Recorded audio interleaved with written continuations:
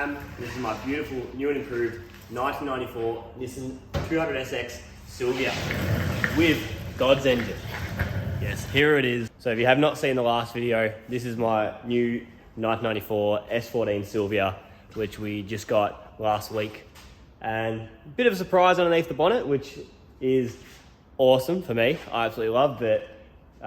Siliva enthusiasts might not like, but I don't care. So what we have here is a beautiful RB2530, which is a 3-litre bottom end with a twin cam 2.5 litre head.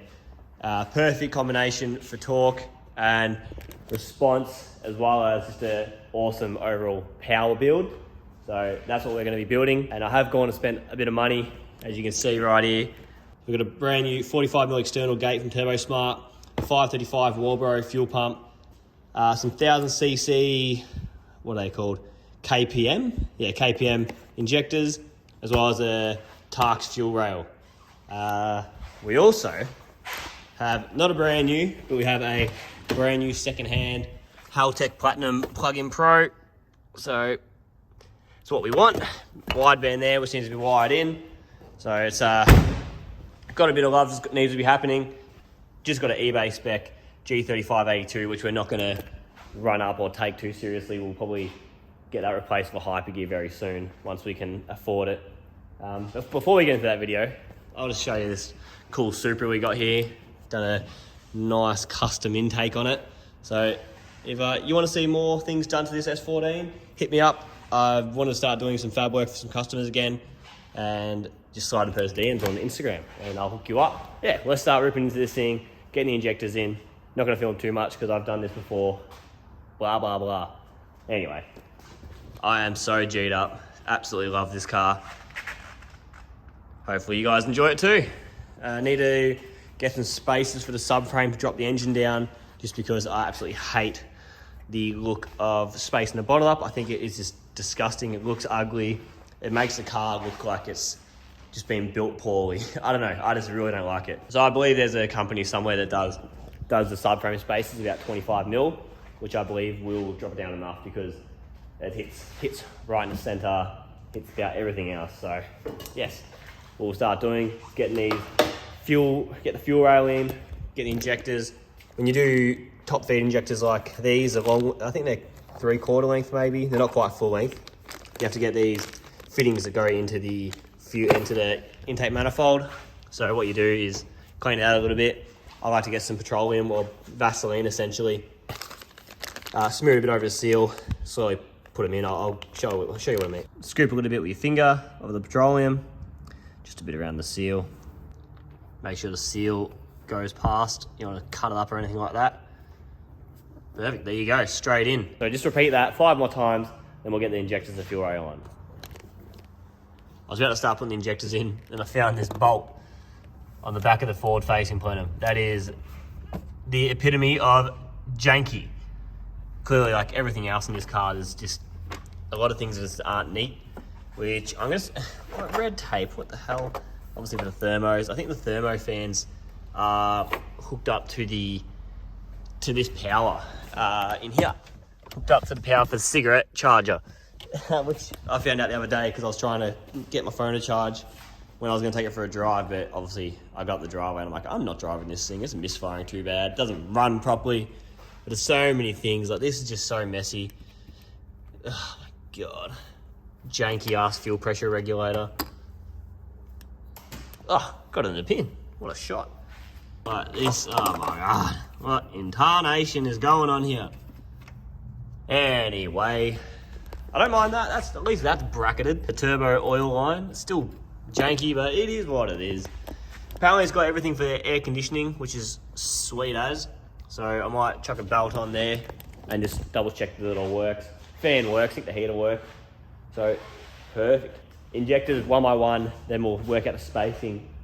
Like the spaces here, we'll work out them. They might have to be cut down a little bit. Well, they do come with like these shorter ones. But yeah, we'll double check that. So I've got the injectors and the fuel rail just sitting in at the moment, just a bit loose. We have run into a problem, which is a very common one, which I knew was going to happen. They only supply you with these 2 different length spaces, which some cases only they just give you the long ones. So if you try fitting it in there and you bolt them down, it's either too long or too short. So what I normally do, I get a small ruler, I will measure the distance, whatever it is, I'll double check this one now. So that's about 25 mil. So the smaller one here is 23.5. So what we're gonna have to do is go, I might make them 26, 27. I'll trim this one down and see how it fits. But that's just a common thing. Most likely that's cut down. So we'll do that, get these in. So here we are, these are them cut down. So cut them 27 mil instead. And now I'm just gonna chuck these washers on. We're able to use the short Allen key bolts that'll work perfectly. A few hours in now, super tight, but the injector's obviously a little bit loose. They'll still seal, so that's all good. Now, I do have these dash 6 fittings laying around that I've just dodged up, so I can hopefully at least get this thing running. See if it runs. So fingers crossed, we'll get these in, hook the lines up. I do have to cut some plugs up for the injector rail because I do need new plugs to suit the new injectors. So which one is it? This one here, I've just cut up like that and it will slide on. Again, I just want to get it running. I'll change those plugs, maybe in this video, depending when I get them.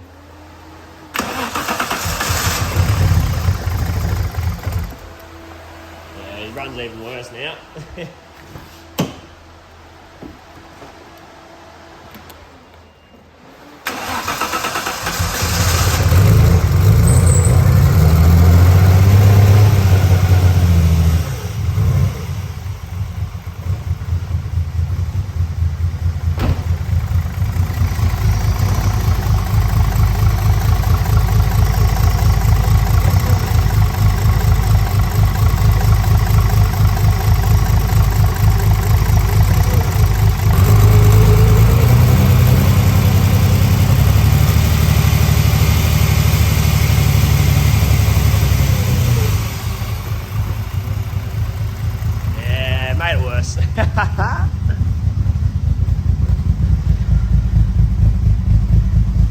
Oh well, you can't help bad luck, can ya? I was really hoping that would work and it would run that a little bit better. But I'm going to pull the manifold off now, start getting ready to put that wastegate on. I'll pull it off, cut the external gate out, get it back on and ready to go. Got the turbo and the dump pipe off. I just pulled the heat wrap off it and just hiding all these bloody holes here. It's absolutely disgusting. So bad. But yeah, this is a manifold we got. It's a hybrid, which I believe is an NZ brand. And clearly you can see, look how small that wastegate pipe is. That is, I think it's 38 mil, but it is tiny. So it was having problems controlling boost. So it's a good thing we're going to a new gate. I hate the idea of running wastegates so far away as well, because there's so much overhang there, so much weight, it's gonna end up cracking the manifold. So we're gonna hopefully be able to fit this thing in here.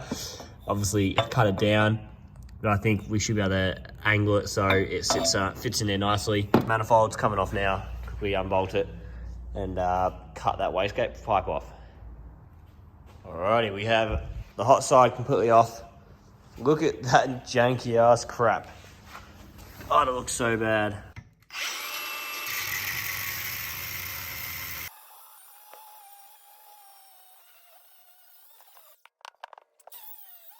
Jesus Christ. Thing's tiny. Where's my ruler? Here it is. It's like 32 mil on the inside. Can't be having that. Can't be having that.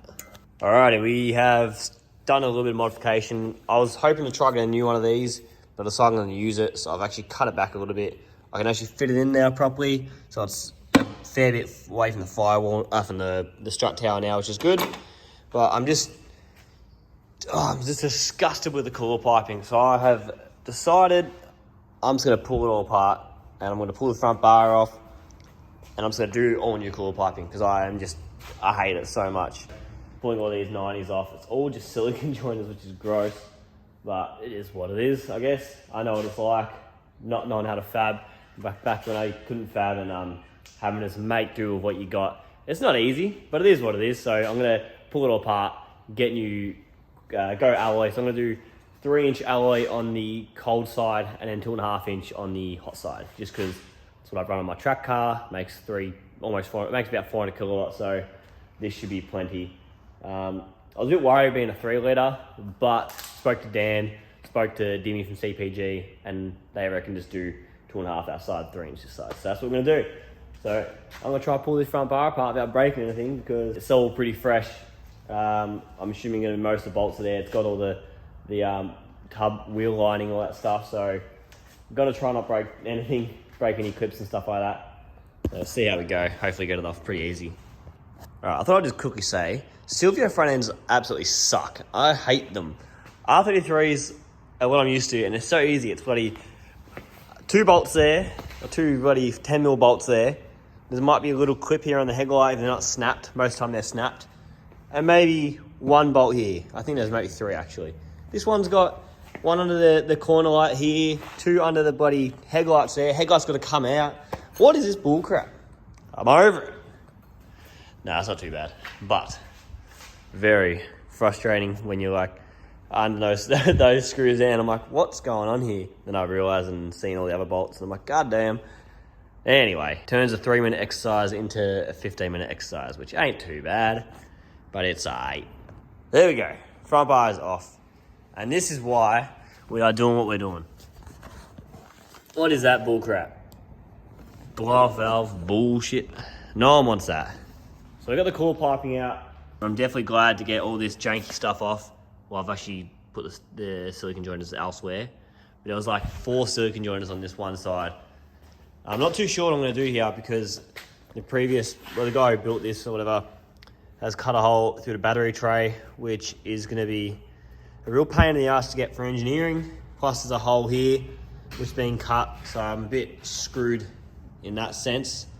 Not sure what I'll have to do. Maybe have to do a whole new wheel tub, which is unfortunate, but if that's what we got to do for engineers, is what we got to do.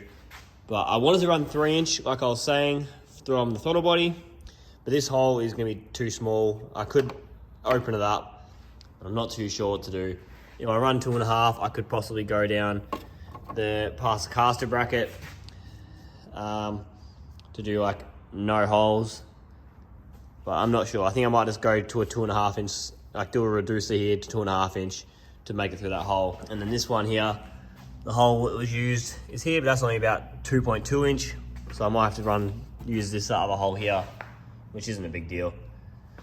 But this is where we got to stop, because I can't fit the external gate on with my cast elbow. It's too big, which is what it is.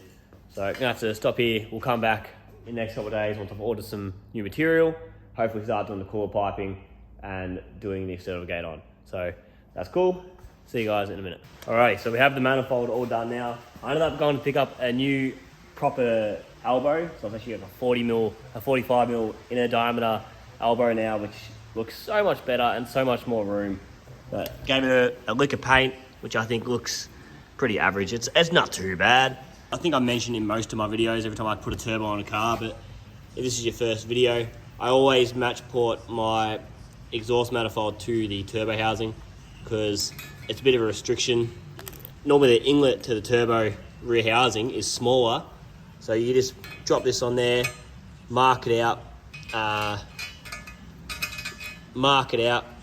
ended up taking maybe 3mm off either side here. This side was pretty much flat, but on the actual rear housing, it is a bit how you're going. As you can see, I did mess it up a little bit. So don't look at it too close, it's a bit janky, but once the gasket's on, you can't tell. So pretty much, I probably took about 5 to 6mm either side, maybe 3-4mm off this side, so it was a fair bit. I'll put a photo in of what it used to look like. So I'll try to get this turbo back together and slap this manifold on. Alright, so I've just dummy fitted up the manifold and the turbo. This is actually my brand new turbo. I've just gotten off Hypergear. It is a Hypergear G30 TO4Z custom turbo. So pretty fancy. I sent Teo a couple of messages, told him what I wanted exactly. I wanted to make sort of 350, 400 kilowatt. I wanted to try keep it a little bit responsive, but I wasn't too fussed. I wanted the solid center front housing, so I can get the proper turbo flutter. I don't want none of that anti-surge bull crap. So he's sorted me out. It's got a 0.83 rear housing, TO4Z front wheel with a ball bearing core. It looks bloody awesome. It definitely looks like a nice big rear housing. So I'm pretty keen on that. So a massive thank you to Hypergear. If you guys need any sort of turbos, hit him up. He's really good with his customer service and his products are mint. So thanks, Teo, you're a legend. I've got the turbo on my truck car. I've had a lot of his turbos and I pretty much swear by them. So super stoked about this. Can't wait to actually get it going. I'm thinking about running, instead of having the 4-inch intake, have the reducer down to 3-inch, just for the crazy turbo flutter. So we'll maybe do some experimenting on the dyno, see if it makes more power with the 4-inch or 3-inch or whatever.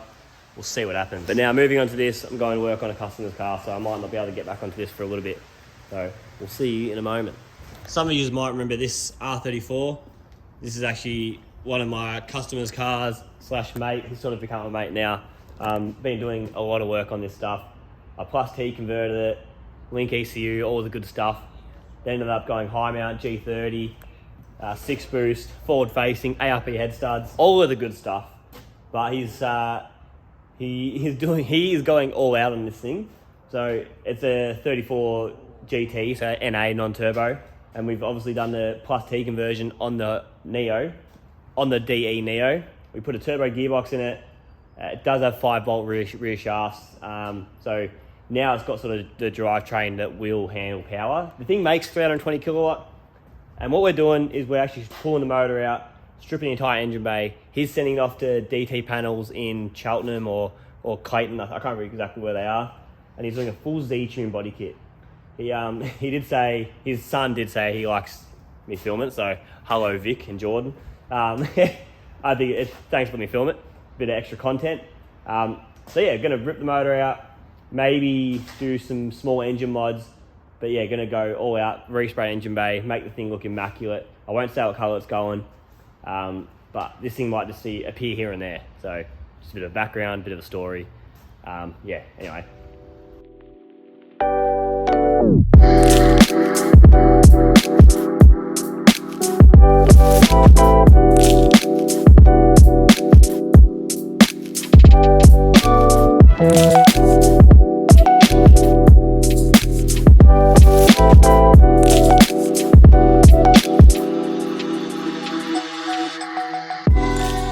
Voila!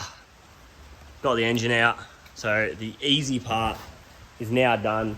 We're gonna start ripping into stripping the engine bay. That'll be maybe Saturday. Today's Thursday. Just it's a bit late. Don't wanna do an all-nighter and go to work tomorrow. So gonna start cleaning up a little bit. I'll put this just in under this hoist. I'll push this car out, so I put the bonnet back on. But pretty much this thing is gonna look immaculate once it's done. Where battery in the boot, fuse box relocation under the dash, which Dan's gonna do. Dan's gonna do a whole new engine loom, as well as it's a whole respray, all this stuff. Probably gonna bead blast the AC compressor, the power steering pump, all the brackets. This thing's gonna be a beast when it's done. I'm so excited, and Vic's so excited too. He's like a kid. He loves this car, and I can't wait to see it done and ready. That's going to be it for this video. Sort of mix and matching S14, R34. We hit 5,000 subscribers, so that's like awesome. I can't believe it. It seems like it's been very little time and we've already hit 5,000, so I'm pretty stoked about that. So thanks to each and every one of you guys who watch and like and comment. It does mean a lot. It's a weird feeling having all you guys commenting, saying how much you love the videos and whatnot.